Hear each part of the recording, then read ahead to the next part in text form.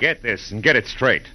Crime is a sucker's road, and those who travel it wind up in the gut of the prison of the grave. There's no other end, but they never learn. From the pen of Raymond Chandler, outstanding author of crime fiction, comes his most famous character in The Adventures of Philip Marlowe.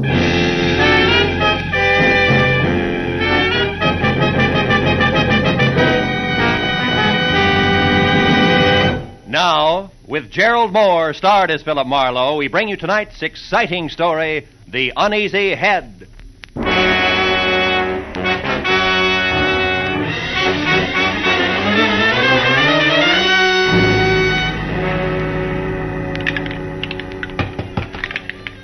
Hey, Slattery, you running a bar here? Don't be neglecting the regular clientele. Okay. Everybody relax. Remember, them also serve who only stand around and wait. I'm calling them like I see them. Hey, you're dry again, chum. Another shot? Yeah. Say, Slattery, you happen to know a guy named Sammy Archer? I was supposed to meet him here at 6. That was an hour ago. Hey, you are, chum. Another shot. What's yours, friend? Rye, wander on the side. Rye and a little help. Slattery, I asked you a question. Listen, chum, I sell whiskey. I sell gin. I sell beer. Pretzels I give away, but only pretzels. If you're busting with questions, try Louis. Louis? And a punk in the corner there, the guy with the patent leather hair. Oh.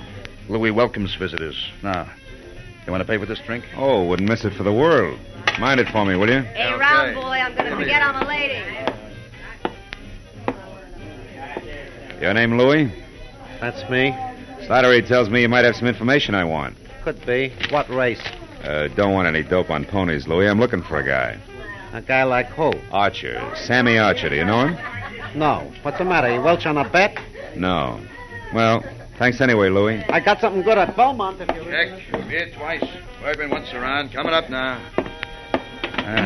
No luck, huh, chum? I thought maybe Louis could help you. He knows everyone in town. Yeah? Well, here's to Sammy Archer, a guy I never met. Well, so long, chum. Yeah. Don't go away mad, huh? Oh, not a chance, Slattery. After all, you... Hey, what kind of scotch was that? Tastes like boiled cabbage heads. Slattery, what did you... That drink, it was dope. Are you no good, two-timing?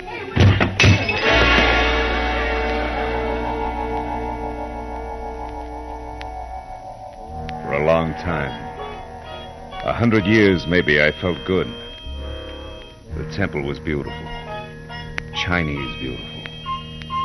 Everywhere lacquered woodwork that had the deep, bottomless luster of a pigeon blood ruby, and 1,000 shelves filled with 10,000 smiling ivory Buddhas, and a lovely, streamlined dancing girl, beaming in a white silk mandarin robe, waiting my pleasure. But then suddenly the 100 years ran out. The lacquered woodwork was a bar, the Buddhas lines of whiskey bottles, a white silk mandarin gown and apron, the lovely dancing girl, Slattery.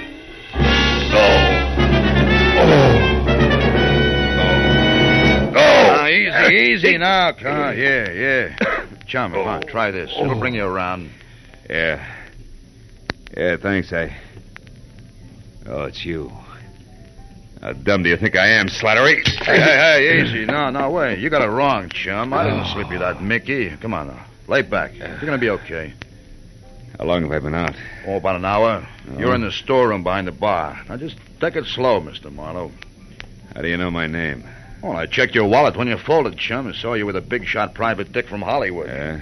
That gave you my vote. Really? Oh, yeah. I heard all about you, Mr. Marlowe. The time you nailed that lousy Paul Miles who was hitting all the bars for some old-time protection.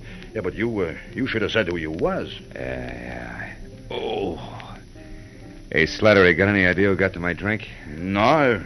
It must have been the bird next to you. Rye and water on the side. You know him? Here, come on, help me up. Yeah, sure. Steady, easy, now.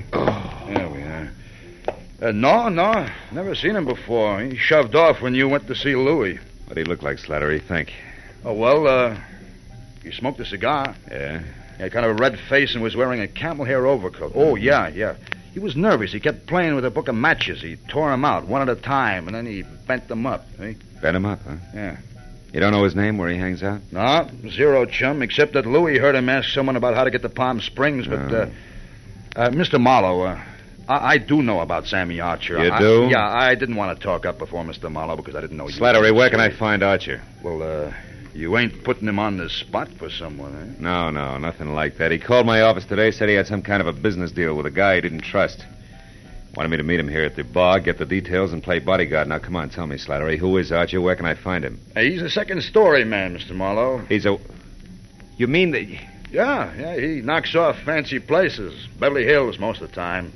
He's strictly a prowler. Oh, fine. Well, you could probably tag him over at 31 West Grand. He's got a basement apartment there. But, look, you ain't going to be careless about the dope I gave out, are you now? Don't worry. I'm not going to work for him, Slattery. I still handpick my clients. Well, then, why are you going there? For a lead, Slattery. A lead on a nervous guy in a camel hair coat. You see, I also handpick my enemies.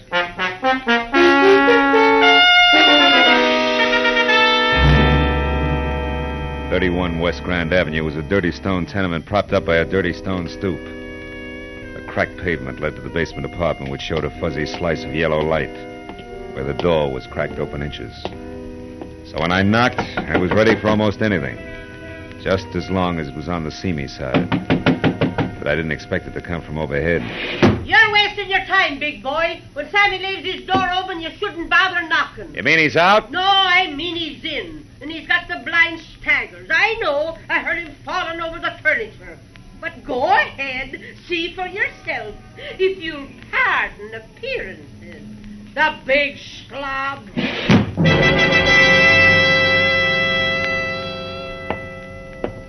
The lady was right. A tinny radio led me to the basement room where I found the two scarred wicker chairs and the single end table on hand turned over. Drawers open and overflowing pieces of discarded clothing everywhere.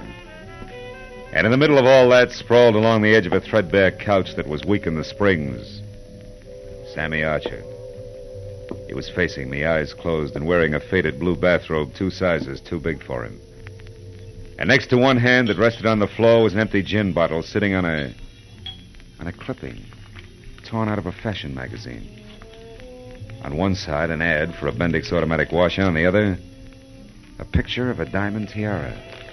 A jeweled crown, which the caption said belonged to Mrs. Bessie Dunsmuir of Palm Springs, California's most celebrated hostess. Well, it was a good time to awaken mine host by shaking well. Hey, Sammy. Archer, come on. Pull yourself together.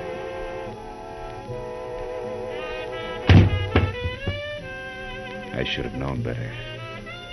You can't wake a dead man by shaking him. Especially when he's got a knife buried in the middle of his back.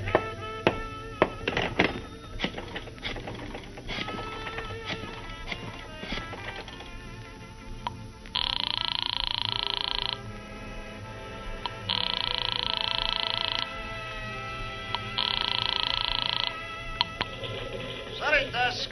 Remedy speaking. Phil Marlowe, Remini. Hiya, Phil. Tribune got time for a few questions? We're up to our ears with the Dunsmuir story. What do you got, Phil? Beauty, beast, or traffic accident? Skinny guy with a golf ball complexion and the name Sammy Archer. Ever hear of him? Sure, a 2-time loser out of Joliet. Jewelry. Team with a fence named Christy Roach. Roach, huh? Say, tell me, Tony, what is he... Hey, wait a minute, Remini. What did you just say about Dunsmuir? Huh? Oh, that. Didn't you catch PM sheets? No. Someone got away with a precious tiara last night. Was insured for $100,000. They tag anyone for it? Not yet, but they're working on it. Seems that a gardener left her Palm Springs lash up the same time as a crown of diamonds. Gardner, huh? Yeah, was working under a phony name. Well, this Christy Roach, what's he look like? Oh, big red face, wears a cigar front and center. Thanks. Now I'm really getting someplace. That means what, Phil? 2 feet from the corpse, Remini, there's a textbook on gardening. Corpse? What corpse? Where are you, Marlowe? 31 West Grand Avenue, where somebody stabbed Sammy Archer to death. Now listen, Remini. If you sit on this a while, I think I may be able to wrap it all up for you after a quick trip to Palm Springs. Why not use us or the law? What's your angle, Phil? A very personal one, kid. Like what? Like a Mickey that shredded the lining of my stomach. I don't like that kind of treatment. It's bad for the ego. Yeah, but I'll call you later. Goodbye.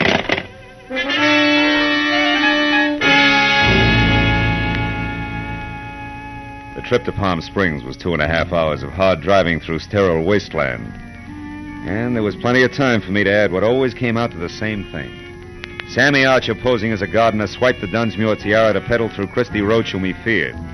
But Roach had double-crossed him, in a permanent sort of way, taken care of me and then headed for Palm Springs.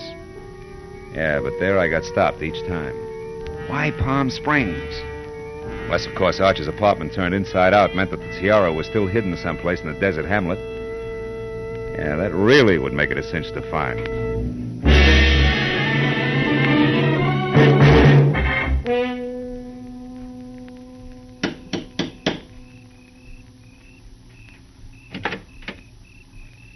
Yes, sir. I'd like to see Mrs. Bessie Dunsmuir, please. My name is Philip Marlowe. Police or gentlemen of the press are no longer welcome. Good evening, sir. Steady, Jeeves. I have information about the tiara. Now tell that to your mistress, or you'll only be able to look down that long nose through one eye. This way, sir, if you please.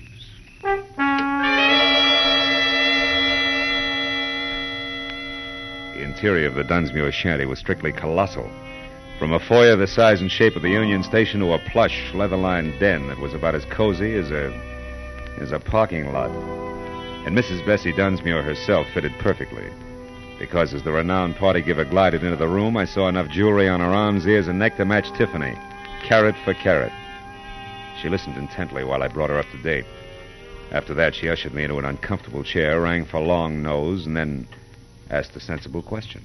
Mr. Marlowe, this Sammy Archer, what did he look like? Well, he was thin, Mrs. Dunsmuir, and sandy hair. Does that fit your ex-gardener?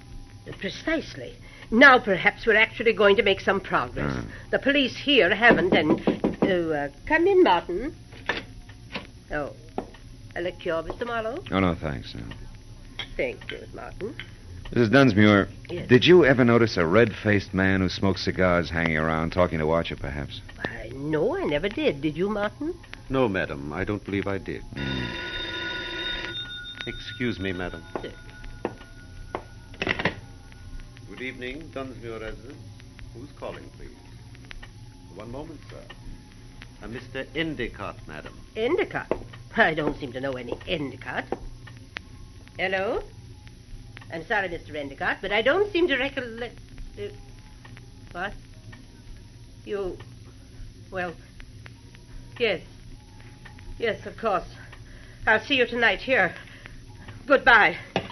What's wrong, Mrs. Dunsmuir? Oh, just some more trouble over the estate.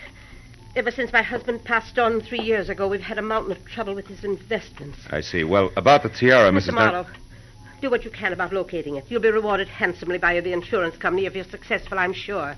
They stand to lose $100,000. Yeah, but Now, can't you tell me anything about Archer? I'm afraid not. I don't believe I ever said more than 2 words to him. Now, excuse me, Mr. Marlowe, and thank you for your interest. Martin, Madam. please show the gentleman out.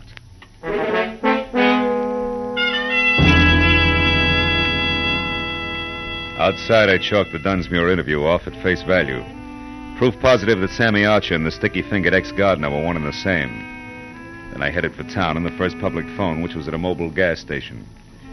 There I swapped a $10 bill for a pocket full of quarters and started calling people back in L.A. who might know more about Christy Roach and the kind of connections he could have in Palm Springs.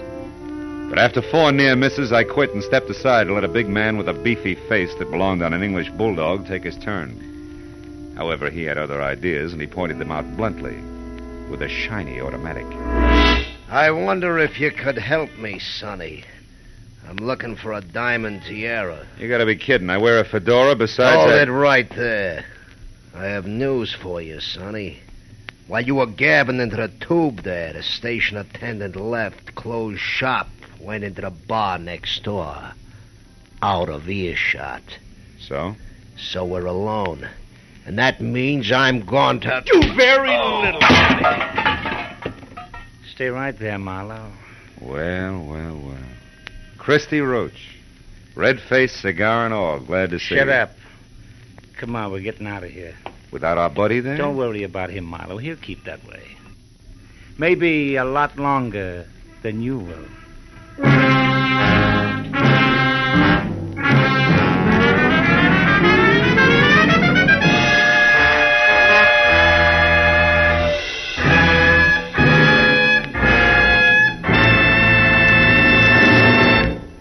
In just a moment, the second act of Philip Marlowe. But first, Every Wednesday night, CBS, the network of the stars, brings you Groucho Marx in his dizzy quiz, You Bet Your Life.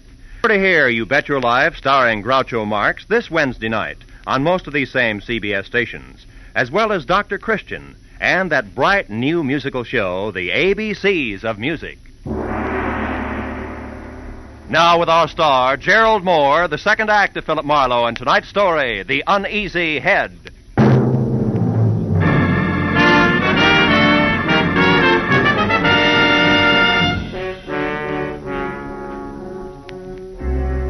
The way Christy Roach had brought his gun barrel down on the bulldog's scalp, I knew he meant it when he jammed the same gun into the small of my back and marched me to my car. He didn't relax until we were driving down a dark side street toward the center of town. Well, kid, you jumped right out of the frying pan into the fire. You should have taken that first hint I tossed you. The Mickey? Yeah, that was real cute. But it was too subtle, Christy. I didn't really peg you till I found Sammy Archer. Oh? It's too bad about Sammy. That was more or less of a mistake. Oh, sure. You only intended to carve your initials. The knife slipped. No slips, kid. At the time, I thought Sammy had tried to pull a fast one on me, but I found out later he was just stupid. He had a great thing, and he was just too dumb to see it. As for you, turn east the first chance you get, and don't run any stop signs, you understand? Where we going? Oh, no place in particular, just so it's nice and quiet. You know, you don't know when to quit, Marlowe, so now you're just one of the loose ends I've got to tuck in before I clean up my business here. Take it easy on the corners. You told me to turn east the first chance I also told you to mind your manners. Busting my wrist isn't going to help my driving much. It'll be worse the next time. I've got a lot of ground to cover yet tonight, and I want it smooth. That's too bad. Because there's a bump coming up fast right now. We picked up a tail. Huh? Take a look. Cops. Yeah, cops. Call it, laughing boy. You're the skipper. Do we race them out of town, or do I pull over? Pull over. I don't know what that beef is, but play it straight, kid, because if it comes to shooting, you'll be the first to drop.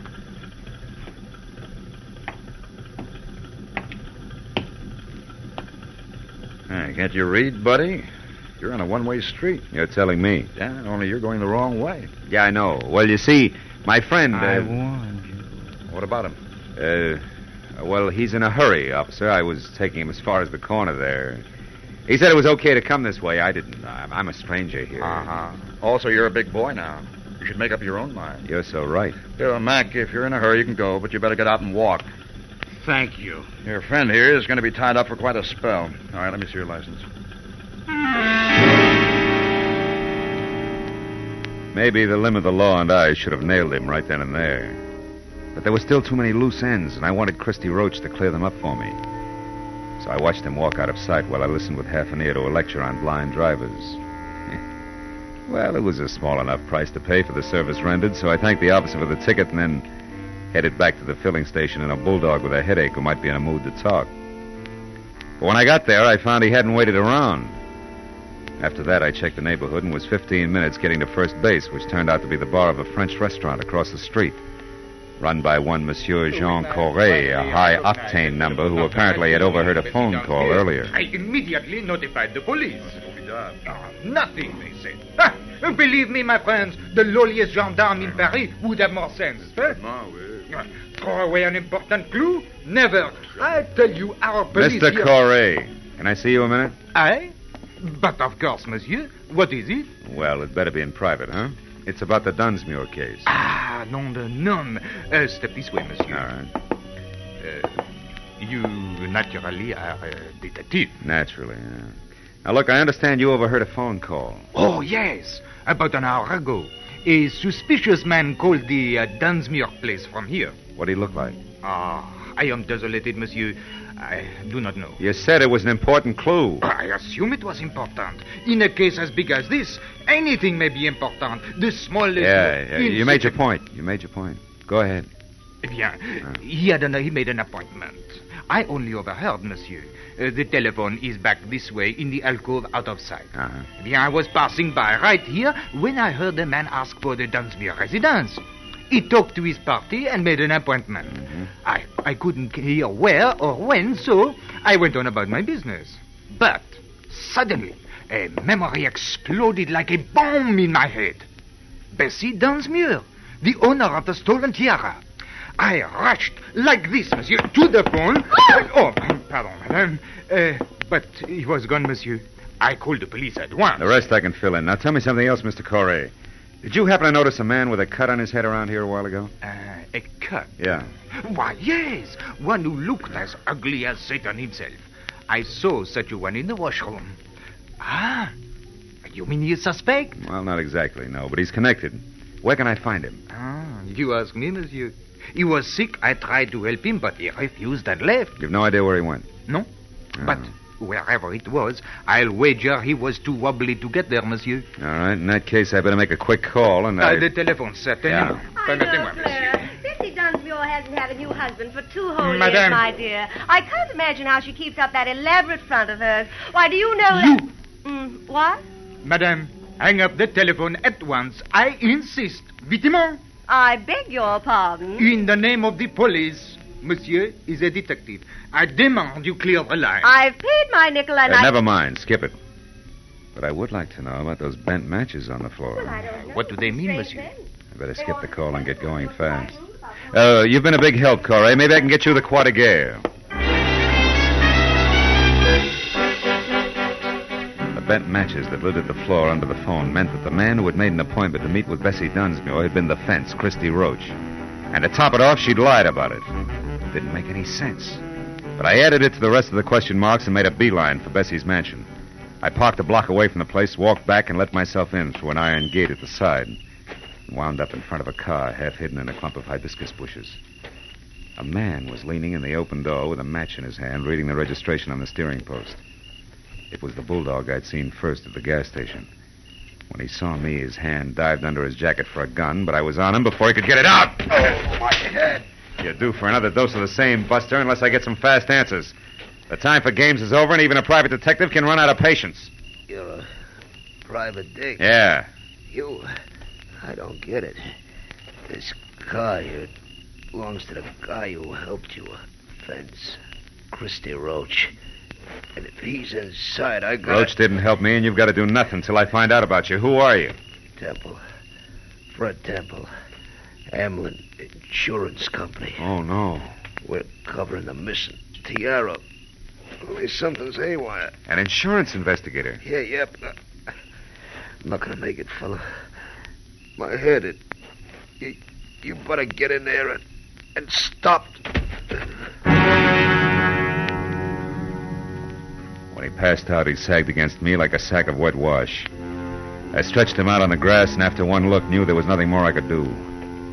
I went over to the house and quietly tried locked doors all the way around until I came to an open one in the butler's quarters. A bed lamp was on, so I braced myself for another meeting with Martin.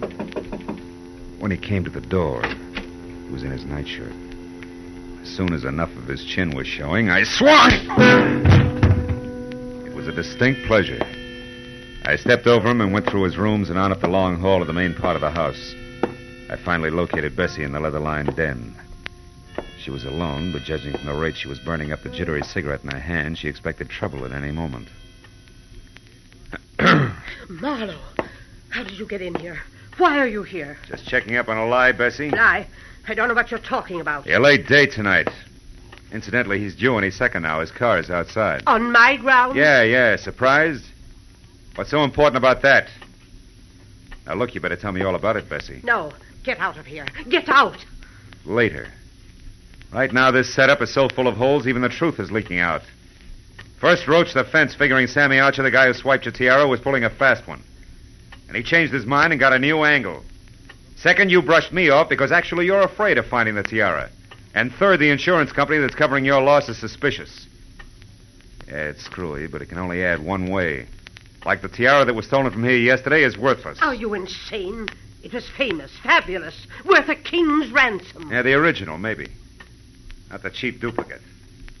I may be fuzzy on the details, but the big picture's easy. You dismantled the original and sold it probably quite a while ago. But not before you made a duplicate to keep up appearances so gossips wouldn't know you were going broke. Also, you kept up the insurance on it for the same reason. And the duplicate was stolen. People knew you'd been robbed, so you were forced to claim the insurance, but you knew that if the fake was recovered legally, you'd be prosecuted by the insurance company and disgraced. Sure, Christy Roach knows that, too. He's coming here for blackmail, isn't he? Why else? Come on, Bessie, you might as well... You might as well... Might as well what? What are you looking at? A cigar butt there on the floor. Oh, It's burned a hole in your rug. What happened to make Roach drop a cigar, Bessie? Where is he? I don't know what you're... Stay away from that desk. I mean it, Bessie. Next time it's for keeps. Now stay back. Where is he? In the closet there. I didn't know what else to do. You are right about the blackmail. About everything. I had to kill him. He'd have wrecked my life. Yeah. Just your way of life. That was top-heavy anyway. I guess so. But I thought I had to have it that way. Well, at least I'll give them all a big laugh on the way out. Bessie Dunsmuir's a great entertainer.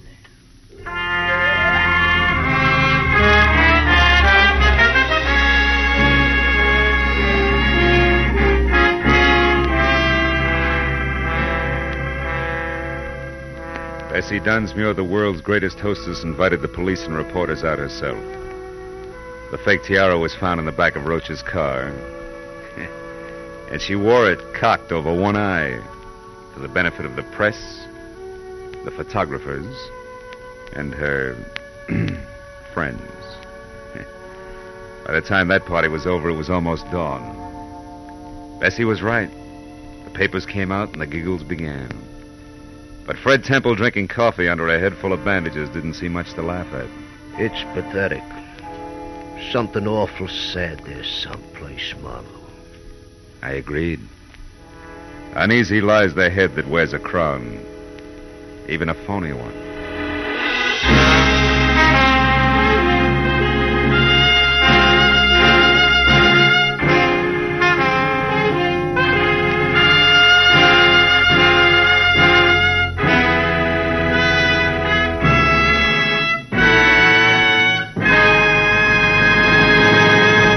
The Adventures of Philip Marlowe, bringing you Raymond Chandler's most famous character, star Gerald Mohr, are produced and directed by Norman MacDonald and are written for radio by Robert Mitchell and Gene Levitt.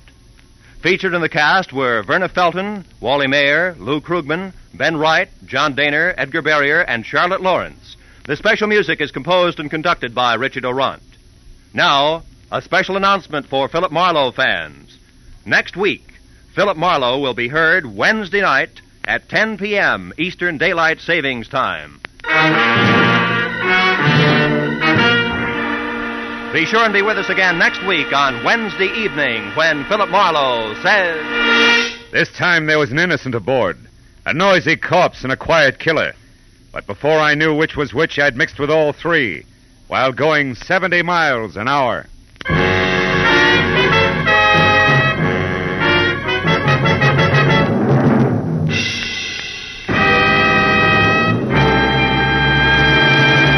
Now that warm weather's here, many of us will be doing more driving and more walking. It's the duty of every motorist and every pedestrian to take every precaution so that we may cut down on the terrible injury and death toll exacted by traffic accidents. These accidents don't just happen. They're man-made. Somebody causes them. Make sure that you're not responsible for a traffic accident. Walk and drive carefully. The life you save may be your own.